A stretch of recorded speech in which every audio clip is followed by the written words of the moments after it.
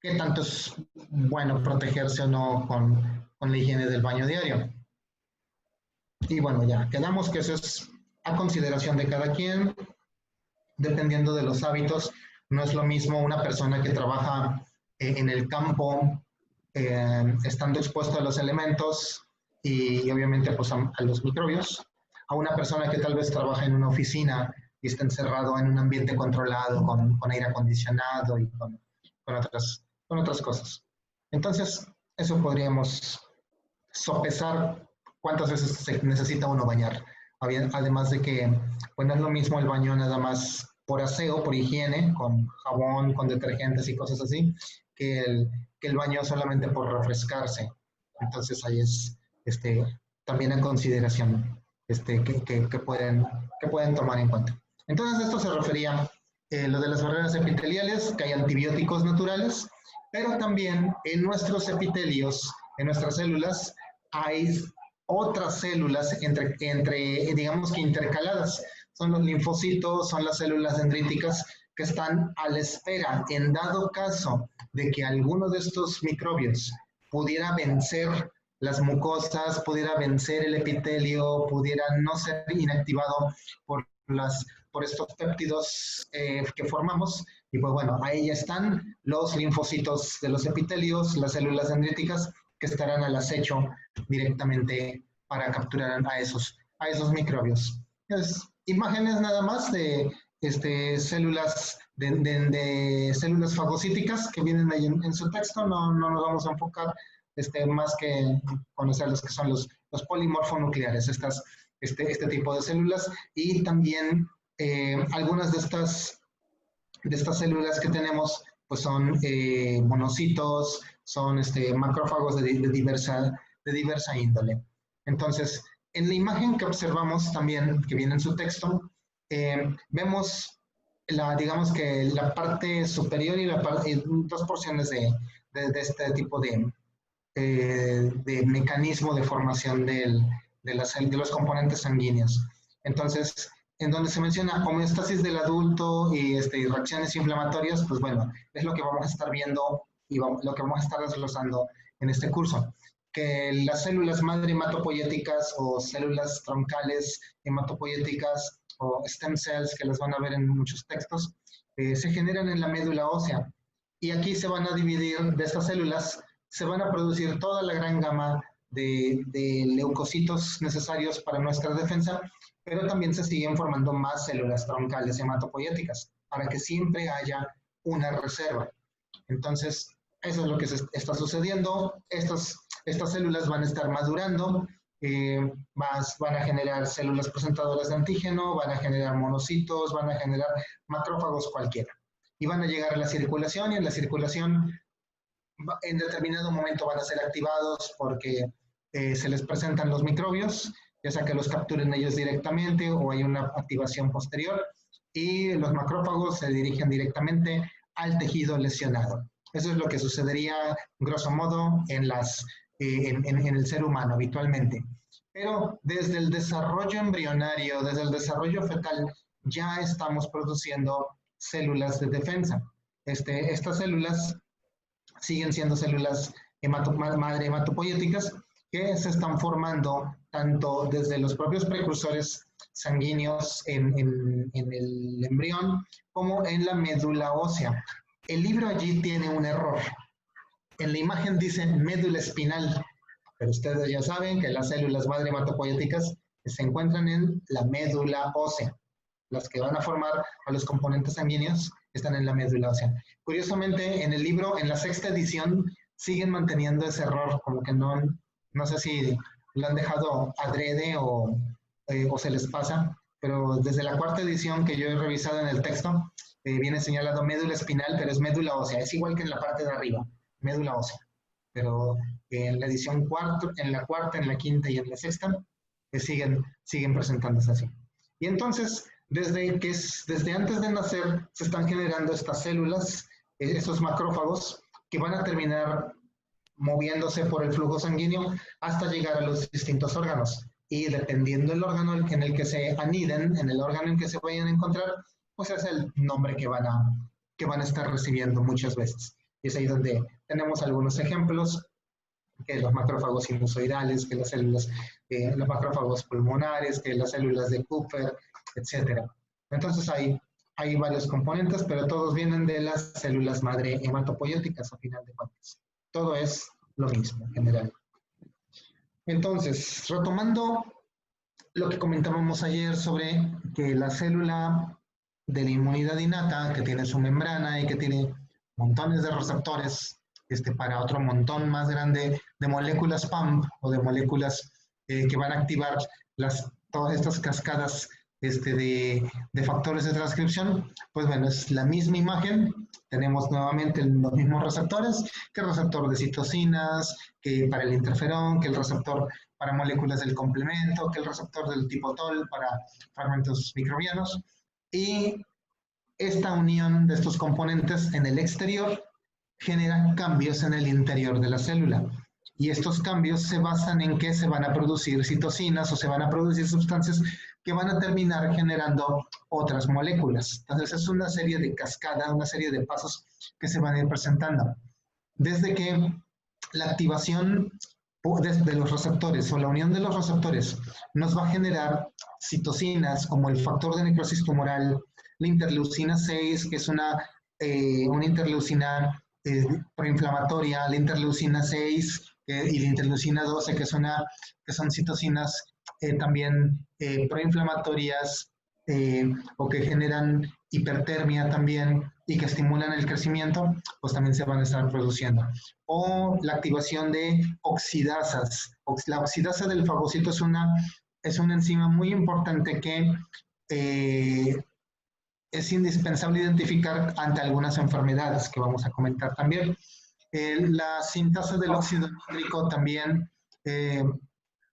son moléculas que van a generarnos óxido nítrico y que van a participar en la muerte del microbio. La oxidasa del fagocito va a degradar algunos aminoácidos para generar especies reactivas de oxígeno.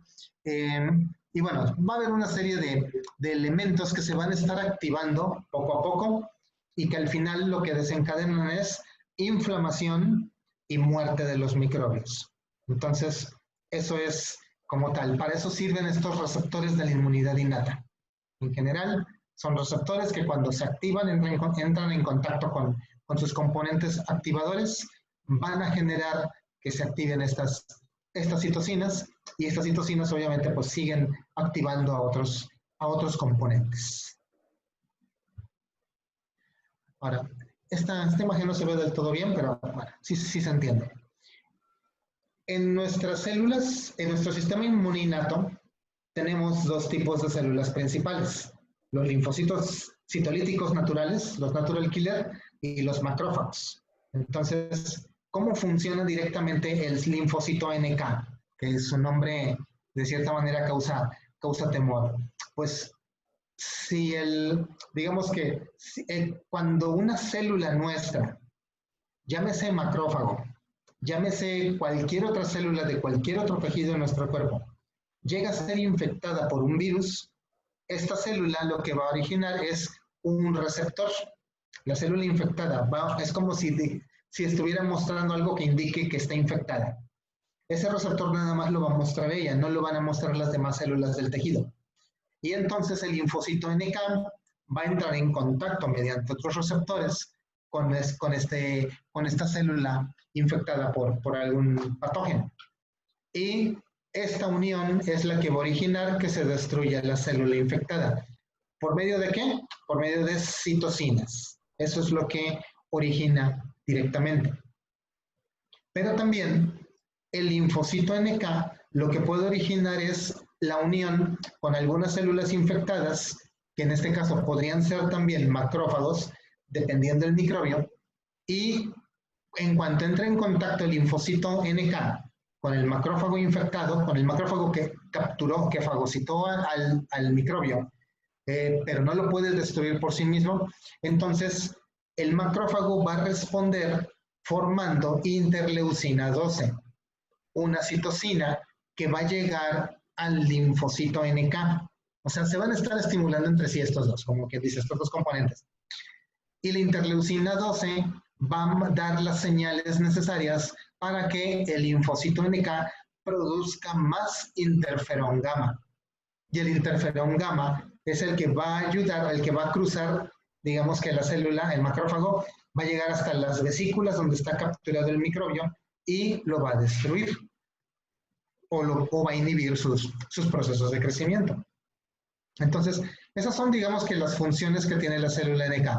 Destruir células infectadas o estimular la destrucción de algunas de las células que están contaminadas también. Entonces, por eso es que vemos esas dos diferencias en estas imágenes. Entonces, sin embargo, el linfocito NK no siempre anda matando células, sí anda revisando un montón. ¿Y qué quiere decir esto? Que el linfocito NK, como no necesita un activador, se anda pegando a cada rato a nuestras células, pero no las está destruyendo. Porque para destruirlas necesita que se exprese un tipo de molécula en especial. Y es aquí donde comenzamos a hablar, aunque en la inmunidad innata, del complejo principal de histocompatibilidad. Hay varios tipos de complejo principal de histocompatibilidad.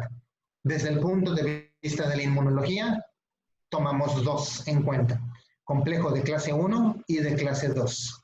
Pero es complejo principal de histocompatibilidad. Todas las células en nuestro cuerpo, todas las células que tengan núcleo en nuestro cuerpo, están expresando complejo principal de histocompatibilidad de clase 1, que es lo que vemos aquí señalado en la porción superior de nuestra imagen. Este complejo principal de histocompatibilidad de clase 1 sirve para que se pegue un antígeno, o sea, sirve para que se pegue un fragmento proteico, para que lo reconozcan los linfocitos. Pero el complejo de clase 1 para todas las células de nuestro cuerpo, casi siempre el antígeno que muestra es un antígeno propio. Es algo así como que un fragmento de proteína de algo que es nuestro. Y lo está mostrando precisamente para que el linfocito NK, cuando se una, reconozca que eso es nuestro y no lo ataque. Por eso es que el NK no nos anda destruyendo células en nuestro cuerpo. Entonces, para eso sirve el complejo de clase 1 en las células, en todas las células de nuestro cuerpo.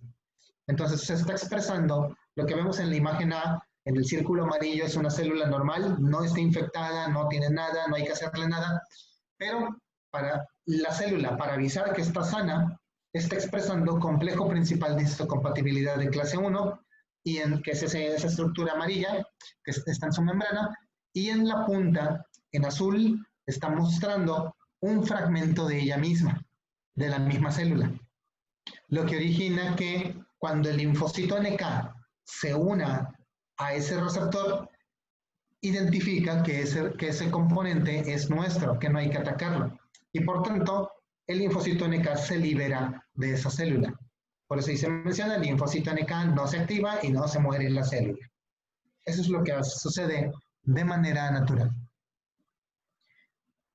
Sin embargo, cuando una célula está contaminada, cuando una célula, como en la imagen B, si una célula está infectada de algo, esta infección origina que la célula ya no emita complejo principal de histocompatibilidad, al menos no de clase 1. O sea, la célula infectada de cierta manera se enferma y deja de producir ese complejo de clase 1, complejo principal de histocompatibilidad de clase 1, y deja de expresar entonces también el antígeno propio. Cuando el linfocito NK llegue y toque esa célula, va a buscar el complejo de clase 1, que no lo va a encontrar. Eso da la señal necesaria para que el linfocito identifique que algo está pasando mal con esa célula. Y entonces el linfocito NK suelta sus citocinas y termina destruyendo la célula.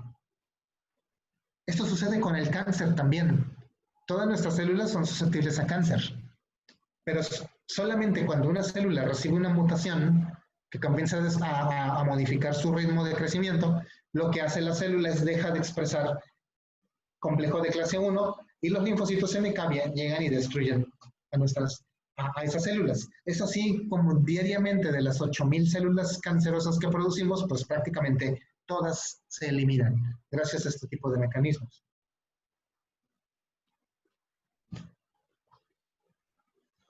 La expresión de complejo principal de clase 1 es muy sensible. Todos los genes del complejo de clase 1, del complejo principal de histocompatibilidad, todos se encuentran en el cromosoma 6, en el brazo corto, pero todos están expresándose en todas nuestras células, para que no sean atacadas entonces por nuestro propio sistema inmunológico. Cuando una célula se enferma, se apagan esos genes y se deja de expresar esos componentes de la inmunidad innata. Ahora, también parte de la inmunidad innata son las moléculas del complemento, que seguramente alguno de ustedes ya habrá escuchado sobre lo que es el complemento. Las moléculas del complemento son proteínas también, o sea, están mediadas por genes. Y aunque el complemento al final de cuentas busca la misma cosa, que es formar un poro en la bacteria o marcar algunas bacterias para que sean fagocitadas, el mecanismo inicial, el mecanismo que origina la activación de la cascada del complemento puede ser variable. Vamos a tener un capítulo especial para hablar nada más de puro complemento. Ahorita quédense con la idea de que hay 3 vías de complemento.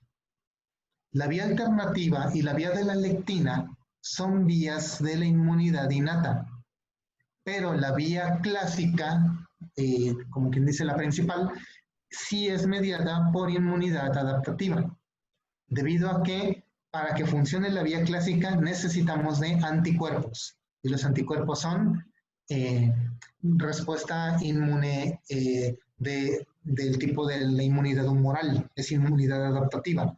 Por eso es que la vía clásica decimos que es adaptativa, pero la de la lectina y la de la vía alternativa pues son vías directamente de la inmunidad innata. Allí se mencionan en el recuadro los 3 inicios de la vía alternativa. De allí siguen unos pasos que mencionan ahí B, C3, C2, C4, C2 y C4. Eso es nada más como un tipo de resumen, porque saliendo de ese cuadro donde dice vías, hacia abajo hay muchísimos pasos. Esos pasos los vamos a ver en su momento. Ahorita nada más quédense con que hay 3 vías de activación del complemento. La vía clásica es de la inmunidad adaptativa, y la alternativa y la de la lectina son inmunidad innata. Entonces, a eso es a lo que vamos. Hay enfermedades que tienen que ver con esto, hay varias y tienen mecanismos muy interesantes. Sin embargo, también tienen tratamientos. Ahora, entonces, seguimos con inmunidad innata. Las células dendríticas. ¿Sí? ¿Perdón? ¿Sí me puede repetir el nombre de las 3 vías de activación, por favor? Clásica, que es inmunidad adaptativa, vía de la lectina, ¿sí? Y vía alternativa. Son las 3 que venían señaladas en la imagen. Ok, gracias. Si se dan cuenta, donde dice vía alternativa y vía de la lectina, hay como que una partícula que se está uniendo al microbio. Pero en la vía clásica, las moléculas del complemento no se unen directamente al microbio, sino que hay de por medio anticuerpos que se están uniendo primero. Y como los anticuerpos son de la vía humoral, y la vía humoral es la inmunidad adaptativa, por eso decimos que la vía clásica es inmunidad adaptativa. Entonces,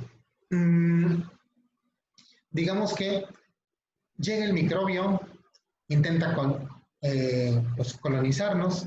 Algunas células dendríticas capturan ese microbio, lo procesan, lo están llevando a presentar, pero también cuando ya hay células dendríticas, células células presentadoras de antígeno, ya tienen capturados algunos microbios, la célula lo que hace es empieza a expresar interleucina 12, como lo habíamos mencionado hace un momento. Esa interleucina 12 va a llegar directamente al linfocito NK, y ese linfocito NK va a responder formando interferón, o va a generar interferones. el más importante, el interferón gamma.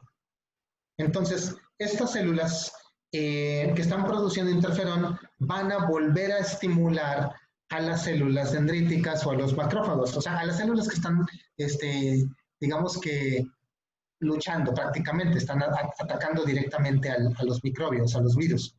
Entonces, esto va a originar que las células que están respondiendo, macrófagos y células dendríticas, empiecen a producir otras citocinas, porque aquí todo esto es citocinas.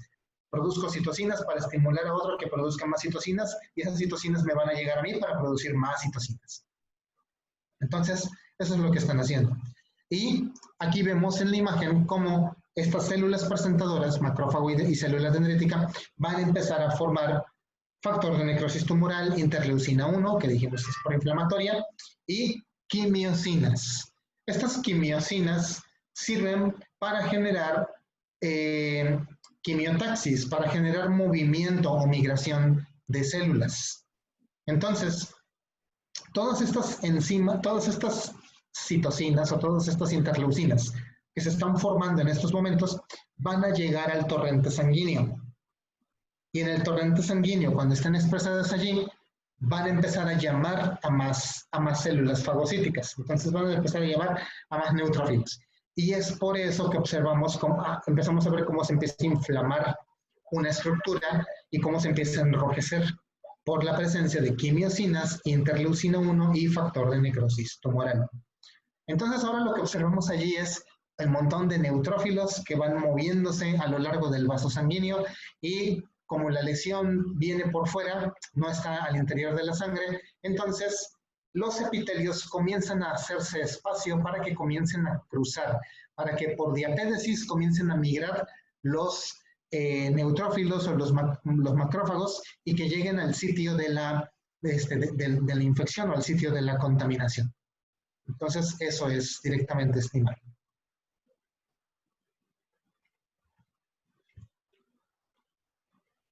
¿Cuántas citocinas se pueden estar produciendo? Son un montón. Hay distintas células que producen ciertas citocinas, y prácticamente las citocinas tienen ciertas viandas o tienen ciertos puntos, digamos que, o objetivos. Sin embargo, si ustedes ven este cuadrito y el que sigue, van a observar cómo realmente hay una redundancia celular. Las mismas células prácticamente están produciendo todas las citocinas. Y por eso es que vemos aquí a los macrófagos repetidos en todos lados. Y también las células o las bacterias, los microbios que van a ser atacados y que están contaminando a nuestros tejidos, pues también van a ser prácticamente los mismos. O sea, no es que el factor de necrosis tumoral nada más afecte o impacte a un tipo de células, sino que actúan a diversos niveles. Y por eso vemos esta redundancia, estas similitudes entre las distintas celdas de lo que se está activando y lo que está funcionando. Entonces, lo mismo aquí también. Aquí comentar, nada más recordar, el producto principal de los linfocitos NK es el interferón gamma. Si preguntáramos, ¿cuál es la enzima o cuál es la citocina más frecuente en la inmunidad innata? Es el interferón gamma. ¿Cuál es la célula que produce el interferón gamma en la inmunidad innata? Pues es el linfocito NK.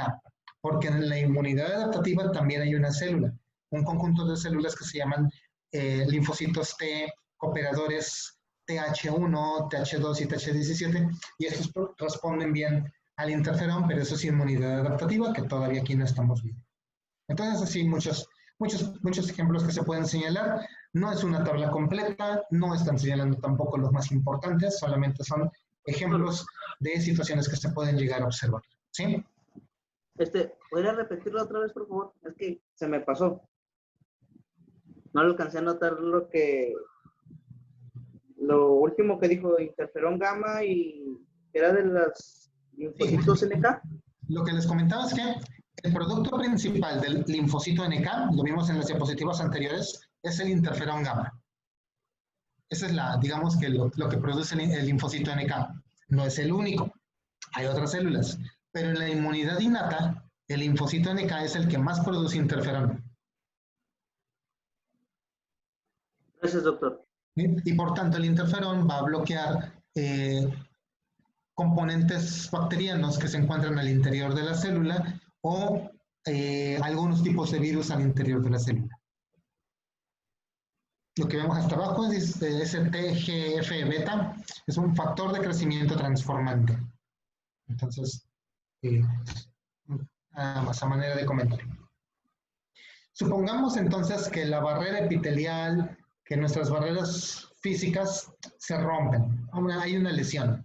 Se acaban de caer, se tropezaron y se cayeron de rodillas, se lastimaron, se pelaron las rodillas y hay una disolución de continuidad en donde pueden entrar microbios, pueden entrar bacterias. En todo nuestro cuerpo, por debajo de nuestra piel, va a haber algunas células del sistema inmune. Estas células las denominamos genéricamente como células centinela, o sea, células que están ahí custodiando, están de guardia, y no es que vayan ellas a atacar a todos los microbios, sino que cuando empiezan a encontrar que hay muchos, ellas mandan las señales para que lleguen más células en su ayuda. Entonces, el microbio entra, que es lo que se observa aquí, sobre el lado izquierdo. Hay una lesión sanguinolenta, entran las bacterias, la bacteria entra en contacto directamente con estas células centinela, con estas células quizá presentadoras, pero lo que va a originarse es que se van a empezar a producir citocinas. Estas citocinas van a llegar directamente al tejido endotelial, o sea, al tejido vascular, al tejido de los vasos sanguíneos, y van a cruzar el endotelio para llegar al flujo sanguíneo, al torrente sanguíneo. Y es ya que llegan al torrente sanguíneo cuando las células, digamos que comienzan a ser más estimulantes, o sea, se les empieza a dar señales gracias a estas citocinas para que las células que están en la circulación comiencen a moverse, comiencen a migrar hacia los sitios donde se necesitan. Entonces, nuestras células del sistema inmune están circulando todo el tiempo, pero cuando empiezan a encontrar una gran concentración de citocinas en un punto, esas células ya digamos que van aminorando su velocidad. Y escuchen esto que digo, la célula en el torrente sanguíneo que se va moviendo en el flujo constante, la célula va aminorando su velocidad hasta que llega el punto donde puede estar una herida y por allí va a salir para dirigirse al sitio donde se encuentran las bacterias y comenzar el ataque, comenzar la respuesta. Entonces, ¿cómo hace una célula para disminuir su velocidad? Si va al flujo que lleva la sangre. O sea, la sangre no va más lenta en unas partes, digamos, lleva ese mismo flujo.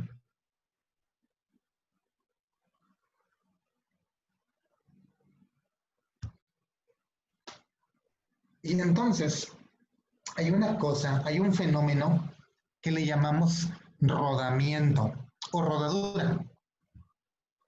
Este rodamiento celular lo que origina es que cuando hay una herida, vamos a ver aquí esta misma imagen amplia, no es una parte A y una parte B, es la misma imagen. Lo que vemos aquí en azul, en color celeste, es digamos que los sitios donde puede haber una herida. O sea, es el tejido conectivo, digamos, o son los epitelios también. Pero en la parte de arriba lo que tenemos en tono más rosado es el flujo sanguíneo, es el vaso sanguíneo. Vamos a suponer que el vaso sanguíneo está descansando cerca de un sitio donde hay una lesión, donde hubo la cortada. Entonces, te lastimaste, te sangraste y comenzaron a meterse las bacterias por allí. De primera intención, van a tratar de defendernos nuestros mecanismos. Conocemos las defensinas, las catelicidinas y algunos otros componentes. Sin embargo, ya que cruzan la piel y están en el tejido conectivo más profundo, entonces las bacterias pues van a tender a ser capturadas por algunas redes de fibrina que se van a estar formando. las van a tratar como, de cierta manera, como de fijar. Pero es pues, inmunidad innata, no es tan súper específico, y va a llegar el momento en que algunas de estas bacterias van a comenzar quizá a intentar colonizar, a querer meterse al torrente sanguíneo, lo que llamaríamos como una septicemia. Pero bueno, supongamos que no llegamos a esa situación de la septicemia. Entonces están nuestras bacterias que están allí tratando de ser capturadas en el tejido conectivo, fuera de la sangre, fuera del vaso sanguíneo. Pero allí en ese tejido hay células presentadoras de antígeno, hay macrófagos o hay célula dendrítica. Y esas células van a capturar algunos microbios, los van a procesar y van a empezar también a producir citocinas. Estas citocinas que está produciendo el macrófago, por eso lo vemos allí en verde con 2 virus adentro, que es una célula que está contaminada y está produciendo citocinas. Estas citocinas sí van a llegar al endotelio de los vasos sanguíneos. Y en el endotelio del vaso sanguíneo, la acción de estas citocinas va a estimular para que se formen algunos receptores en el epitelio del vaso sanguíneo. Entonces, estos receptores suelen ser ligandos de integrina y suelen ser selectinas. Al mismo tiempo que se está produciendo esto, las células en nuestro cuerpo, los glóbulos blancos, también están produciendo moléculas, digamos que homólogas. Están produciendo integrinas y ligandos de selectina, que es lo contrario, aunque suene parecido. O sea, mientras que el vaso sanguíneo, la piel interna del vaso sanguíneo, forma selectina, el leucocito forma ligandos de selectina. Mientras el endotelio vascular forma ligando de integrina, el glóbulo blanco forma integrina. Entonces, cuando empiezan a llegar los estímulos de citocinas, el leucocito o el macrófago lo que hace es comienza a bajar, comienza a adherirse a la pared del vaso sanguíneo. Ya no va dependiendo del puro flujo sanguíneo que lo va moviendo muy rápido, sino que ahora el leucocito se queda pegado a la pared. Y en la pared, como están unidas, como están presentes los ligandos de integrina y la selectina, y el leucocito tiene receptores para estas cosas, pues entonces, como vemos en la imagen, al principio el leucocito se ve flotando, pero después el leucocito baja y se pega al endotelio, o sea, se pega a la piel directamente del vaso interno, del vaso sanguíneo, y comienza a moverse. Lo que estamos observando en azul es directamente la selectina, y lo que observamos con el otro color, pues es el ligando de selectina. Estas se unen. Pero ya que se unen con el mismo flujo sanguíneo, el glóbulo blanco se mueve hacia un lado, y al moverse ya queda en contacto otra vez otro de sus componentes, otro de sus receptores, con otro componente que hay en la piel, con otro componente que hay en la célula epitelial. Y esto va a originar que se sigan moviendo constantemente. O sea, el macrófago va a empezar a ir rodando, va a ir girando conforme se vaya presentando la infección. Va a llegar el momento en que en esa rodadura que hay encontrarán algún tipo de sitio por donde pueda salir la célula fagocítica, por donde pueda salir el leucocito. Entonces, que casi siempre va a ser esta herida, entonces por allí va a ir moviéndose. Pero mientras antes se movió gracias a los receptores y los ligandos de selectina y de integrinas. Selectinas e integrinas entonces participan en la rodadura de la célula, del leucocito, de la célula que participa aquí. Y entonces la célula blanca, el linfocito, el macrófago, llega al sitio donde puede cruzar y simplemente cruza para continuar, digamos que el ataque de las bacterias que están allí presentes. Entonces, esto es lo que sucede directamente en el torrente sanguíneo. La célula va moviéndose, va primero en el flujo, pero cuando está cerca de donde está el sitio de la herida, el macrófago está soltando citocinas que hacen que se expresen todos estos receptores, y ahora el macrófago, al momento en que baje con el torrente sanguíneo, va a quedar anclado en algún punto. Y este anclaje va a hacer que el leucocito vaya rodando, vaya girando los 360 grados. Por eso vemos esas flechas que están señaladas de esa manera.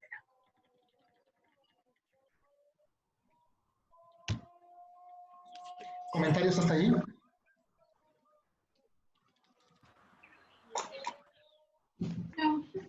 Vamos a ir retomando más, ¿eh? Casi siempre que cada tema que les parezca nuevo puede ser un poquito confuso al principio, pero créanme, lo vamos a seguir repitiendo. Entonces va a llegar el momento en que lo van a manejar mejor. Ahora, lo que estamos viendo aquí es un macrófago. Esa célula verde, ¿sí? Ese macrófago que se ve ahí. Es un macrófago lo que tenemos. Casi siempre también en inmunología, como hay un montón de componentes, tanto las moléculas se representan con el mismo dibujo universal y las células se representan con el mismo color de manera universal. Entonces es muy fácil entender en cualquier libro los mismos esquemas, en cualquier libro de inmuno. Entonces, ¿qué es lo que hace el macrófago? ¿Cómo nos defiende? Decimos, pues fagocita. ¿Y qué es eso de fagocitar? Ok, ya lo fagocitó, ya lo metió a su interior, ya lo tiene en el citoplasma. ¿Y ahora qué le hace? ¿Cómo es que se muere la bacteria? Si es que se muere, porque hay unas que no se mueren.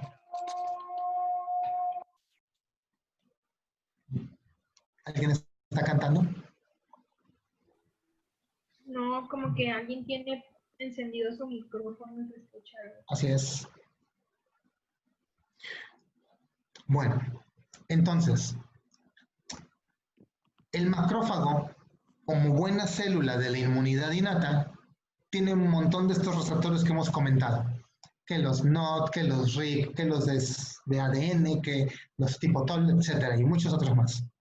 Entonces, el macrófago es una célula que va a estar capturando microbios de todo tipo, en todo momento, en cualquier parte de su superficie, porque todo está recubierto de receptores.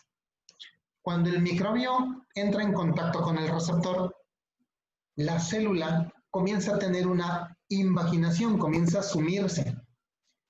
Y eso que está haciendo de sumirse, o sea, de empezar a sumergirse su membrana, donde está el receptor con la bacteria capturada, con el microbio capturado, lo que está sucediendo en realidad es que se está haciendo una burbuja. Y ya que se crea la burbuja, ahora la burbuja se desprende de la membrana y comienza a moverse al interior del citoplasma. Es lo que vemos allí, en el centro de nuestra imagen, el círculo blanco con nuestro bacilo allí al interior, un bacilo ahí flagelado, y está en blanco. Ese es el fagosoma. Esa es la vesícula donde va capturado el microbio que entró por fagocitosis, le decimos fagosoma, genéricamente. Entonces el fagosoma lleva el microbio. Y se formó por la forma en que viene allí señalado, como se menciona en el dibujo. Ok, el macrófago ya tiene una bacteria capturada. ¿Y qué? Está viva la bacteria. Si la bacteria quiere, se puede comenzar a dividir allí adentro. Y a veces sucede que se comienza a dividir adentro del fagosoma y termina creciendo y rompiendo el fagosoma. Y si se rompe el fagosoma, la bacteria contamina toda la célula, porque ahora las bacterias quedan libres en el citoplasma. En el citosol andan navegando. Pero entonces, ya que se formó el fagosoma en el macrófago o en la célula presentadora, ahora tenemos un lisosoma. Bueno, tenemos múltiples lisosomas. Y ustedes saben que los lisosomas son organelos que sirven ¿para qué? ¿Quién me comenta para qué sirve un lisosoma?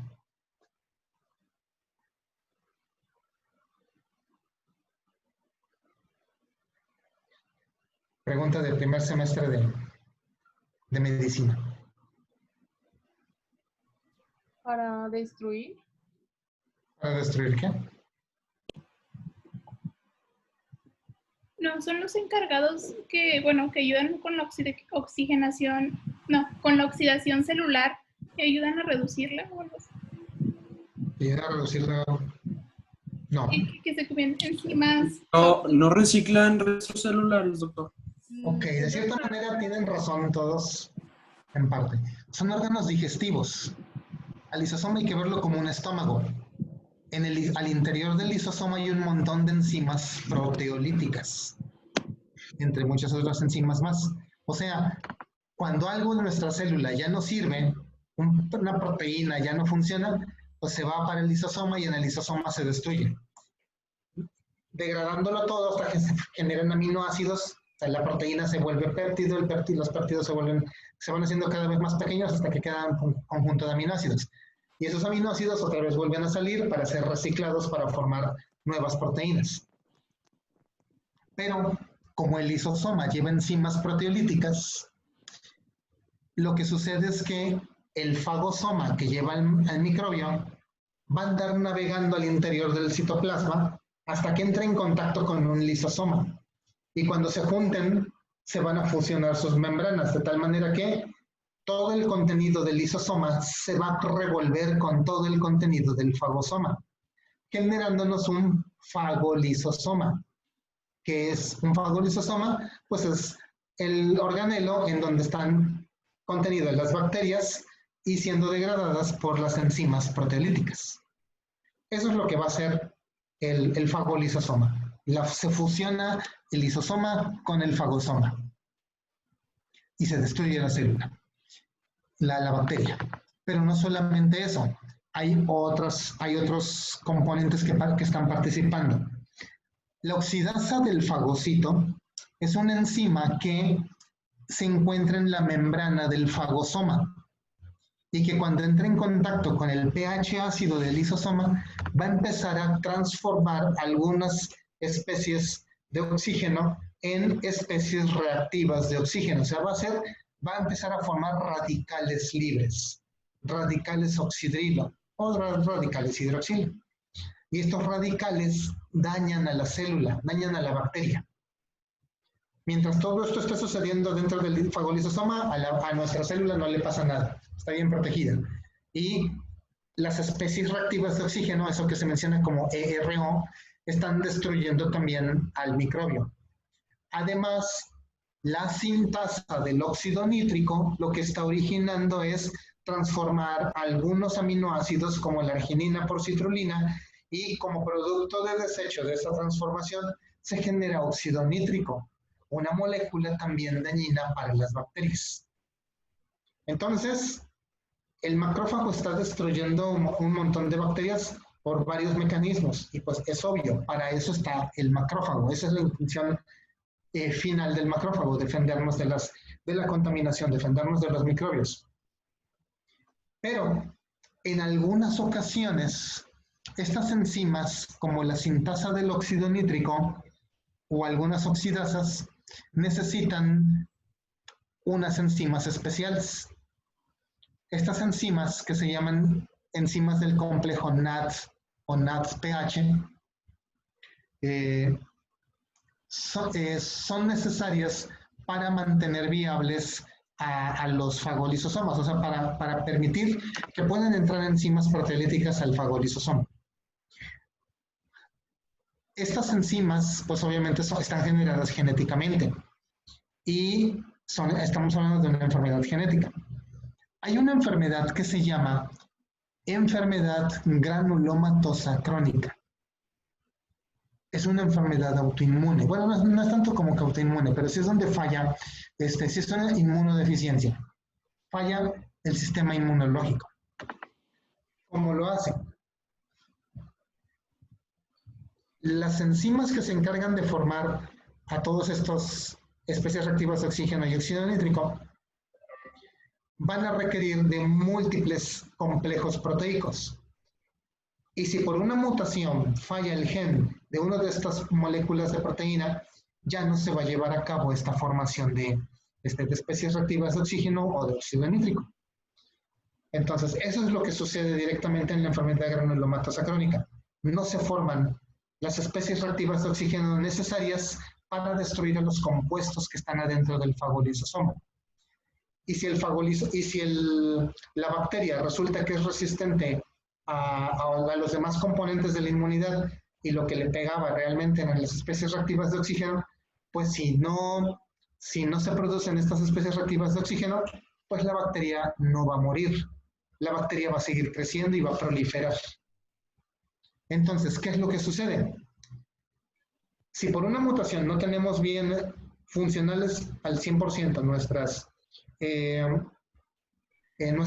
vesículas o nuestras enzimas, la bacteria no se muere, la bacteria se queda. Pero el macrófago tiene que seguir trabajando. Lo que va a hacer va a generar más receptores para seguir capturando más bacterias. Pero las bacterias van a seguir sin morirse. Entonces, lo que va a hacer la célula es generar o comenzar a multiplicarse para producir más células que capturen más microbios. Pero todos los microbios capturados, o sea, están bien capturados, pero no hay quien los degrade, porque faltan estas enzimas de la enfermedad granulomatosa crónica. Entonces el microbio no se degrada, el microbio se queda a vivir en el fagosoma o en el fagolisosoma, y después el microbio se empieza a multiplicar. Y se puede llegar a multiplicar tanto que termine rompiendo el fagosoma y la bacteria comienza a salir al citoplasma, contaminando el citoplasma. Entonces, esto es lo que sucede.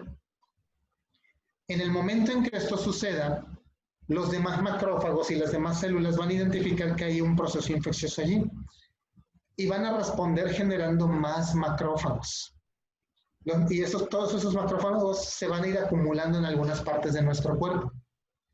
De tal manera que vamos a tener un exceso de macrófagos, pero no por eso es mejor, sino que todos esos macrófagos no están funcionando bien. Se van a empezar a acumular todos los macrófagos encima de los macrófagos que están contaminados, y como estos también van a capturar bacterias, pero tampoco sirven igual, van a llegar más macrófagos, y todos estos se van a empezar a cubrir. O sea, de un macrófago que haya, que no se puede eliminar el microbio, van a llegar otro montoncito que lo van a rodear. Pero estos macrófagos tampoco van a poder eliminarlo. Entonces va a llegar otro montón más grande de macrófagos a rodear todo esto. Y así van a seguir llegando y llegando oleadas de macrófagos, pero ninguno puede eliminar el microbio, porque faltan las enzimas necesarias para producir todas estas sustancias nocivas para el microbio. ¿Qué sucede al final? Ese montón de macrófagos que sigue creciendo y sigue creciendo y sigue creciendo, lo vamos a poder observar físicamente. Vamos a tener un niño que va a parecer que trae un tumor, una bola. Por eso decimos que es enfermedad granulomatosa, porque pareciera que está formando un granuloma, un tumor benigno. Y es crónica porque esto va a durar durante mucho tiempo, durante prácticamente la vida del paciente. Entonces, eso es la enfermedad granulomatosa crónica. Nuestro cuerpo no puede defenderse porque desde la inmunidad innata está fallando la capacidad del macrófago o de los macrófagos para destruir a estas bacterias. Entonces, algunas de estas células se rompe el fagosoma, se salen las bacterias siguen proliferando, se intentan detener, pero pues realmente no se puede, y siguen dañándose células. Un mecanismo heroico que tiene la célula, el macrófago, porque el macrófago se va a morir. Si el macrófago no logra destruir a ese microbio, cuando el microbio se salga de la vesícula y contamina la célula, el macrófago se muere, va a empezar a destruirlo. Entonces, un último mecanismo de salvamento que tiene la célula, el macrófago, es comenzar la cascada de apoptosis desde el núcleo de la célula, desde el núcleo del macrófago. Y cuando la comience, se va a destruir la membrana celular, la membrana nuclear, perdón, la membrana celular está bien, pero la membrana del núcleo va a estar destruyéndose. Y cuando se destruye la membrana del núcleo, todo el ADN que hay en el interior del macrófago se va a liberar al citosol, al citoplasma. El ADN es ácido, porque es ácido desoxirribonucleico. El ADN es muy ácido, es muy agresivo. Y como va a estar, digamos que todo esto sumergido en el núcleo, cuando se rompa el núcleo, todo va a quedar manchado, todo va a quedar desperdigado, todo el ADN, y es algo que denominamos muchas veces como redes de DNA o redes de protección de DNA. La intención de estas redes de DNA es que se quede la mayor cantidad de bacterias pegadas en estas redes para que se destruyan. Pero ya es, digamos que el último mecanismo que tiene la célula. Digamos que antes de morir, la célula trata de eliminar microbios. Y con lo único que tiene para atacar es su propio ADN. Y lanza el ADN ácido para que destruya las células. Entonces eso es, digamos que, parte de estos mecanismos que se pueden llegar a contemplar. Pero una enfermedad en donde no falla la fagocitosis, falla el último proceso que es la degradación del microbio, pues es la enfermedad granulomatosa crónica. Entonces aquí tenemos nuevamente pues a nuestra célula con un receptor, que aquí mencionamos un receptor de interferón. Entonces es una célula que va a responder al ataque, digamos que de los virus. Los interferones entonces se van a producir cuando las células, digamos, estén mandando las señales necesarias para avisar que están siendo contaminadas. Entonces, aquí observamos una célula que tiene un receptor de interferón, pero realmente lo que estamos observando es todo ese fragmento de la mitad para abajo, no es más que ese pequeño fragmento que tiene la célula allí, la célula infectada. La célula presentadora de antígenos, macrófago o célula dendrítica, captura el microbio, que es lo que vemos al principio. Y por esta captura de microbio, la célula va a expresar interferón, que es lo que comentábamos ya. Este interferón va a llegar a la célula infectada, que está expresando un receptor para interferón. Cuando el interferón formado por la célula presentadora de antígenos o por la célula dendrítica entra en contacto con el receptor para el interferón de la célula que ya está contaminada, entonces se van a activar una serie de pasos, nada más así les menciono ahorita, una serie de pasos, en donde se van a activar distintas enzimas que van a degradar directamente al microbio. Entonces, aquí hay un error también donde dice ARN-ASA, debería de decir ADN-ASA. O sea, la ADN-ASA es una enzima que degrada DNA. Y al degradar DNA, pues bueno, va a degradar el ADN vírico. O puede formar una ARN-ASA que degrade ARN vírico también. Entonces, esto es parte de los, digamos que de los componentes de la inmunidad innata que se generan ante la respuesta de una célula contaminada. Pero pues, como mencionábamos, todo esto lleva sus propios pasos, lleva pasos que tienen que irse manifestando poco a poco. Obviamente, así como nuestro sistema inmunológico ha evolucionado a lo largo de miles y millones de años para poder ser lo que es, las bacterias también tienen bien ganado su lugar en este planeta. Las bacterias también han desarrollado los mecanismos necesarios para evadir la inmunidad innata, para evadir la inmunidad en general. Entonces, tenemos bacterias que pueden bloquear directamente la fagocitosis, que pueden bloquear a los componentes que terminan formando a las especies reactivas de oxígeno, que bloquean el complemento, que bloquean algunos tipos de antibióticos naturales de la piel, etc. Hay muchas cosas. Aquí se mencionan nada más algunos ejemplos donde se comenta que el Streptococcus pneumonia, que el Staphylococcus aureus, que Neisseria meningitidis, que Streptococcus beta-hemolítico, que Pseudomonas aeruginosa, etc.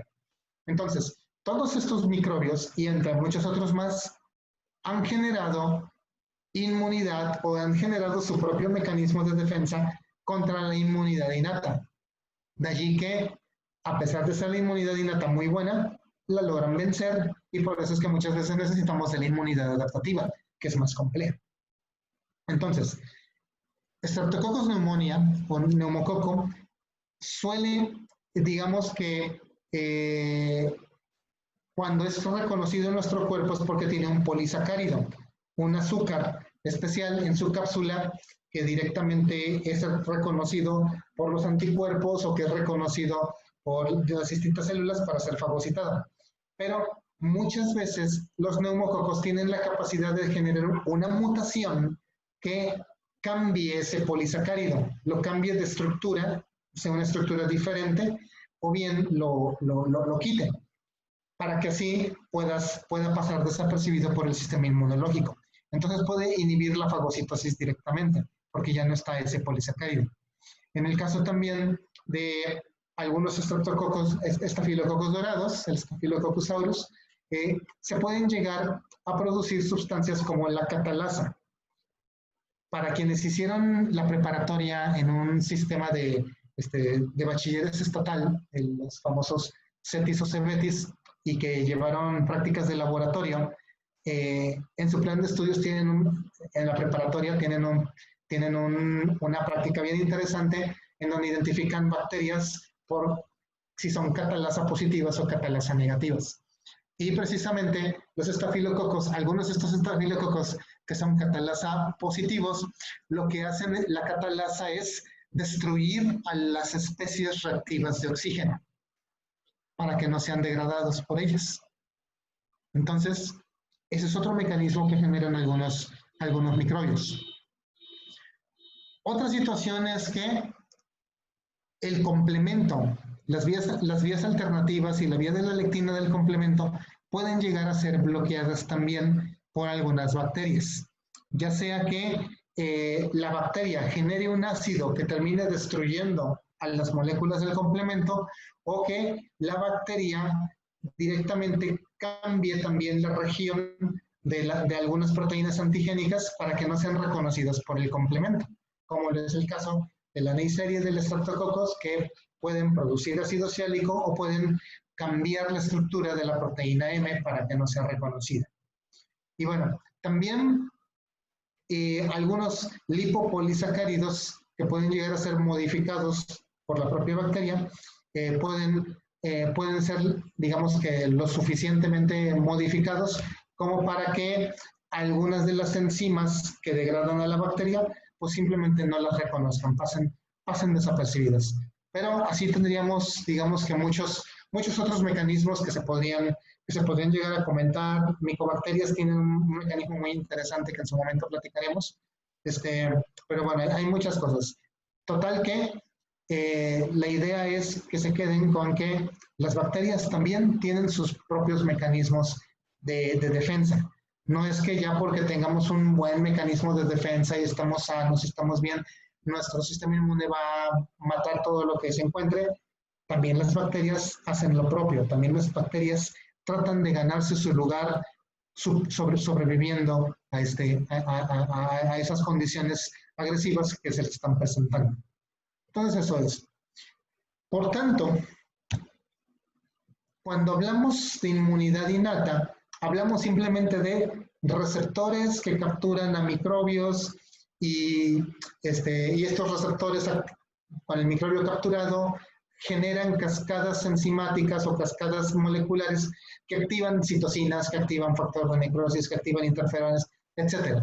Y eso es todo. Pero cuando estamos hablando ya de los principios de la inmunidad adaptativa, requerimos, además de esa respuesta, una respuesta mayor. Y muchas veces en la inmunidad adaptativa, lo que tenemos es más que una sola señal de ataque, son dos señales que activan a nuestras células. Esta segunda señal da mayor intensidad a la respuesta que tienen nuestras células. Llamémosle señal 1 o primera señal a que el microbio se pega a un receptor en nuestra célula. Esa es la señal 1. Y aquí en el ejemplo, el receptor que nos ponen es un anticuerpo que se pega con un microbio. O sea, estaríamos hablando de que quizás se trata de un linfocito B, que se le está pegando un anticuerpo y el microbio se une al anticuerpo y eso es lo que se está presentando. Si nada más dejáramos esta respuesta, ok, sí va a funcionar, sí va a atacar, pero no va a ser muy diferente que la respuesta inmune innata. Necesitamos de un coestimulador, una molécula que así se denomina un coestimulador, que es la señal 2. Entonces, la señal 2 lo que hace es generar una molécula de membrana que va a responder a algún fragmento del microbio directamente y va a originar que la respuesta inmune que se está dando llegue a ser todavía de mayor intensidad.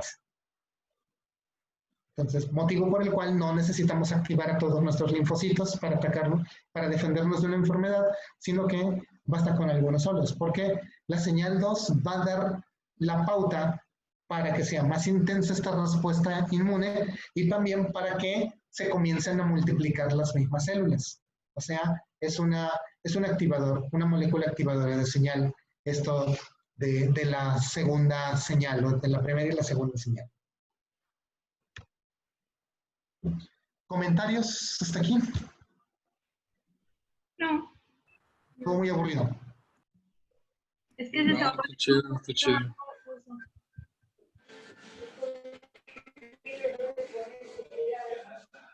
En conclusión, la inmunidad innata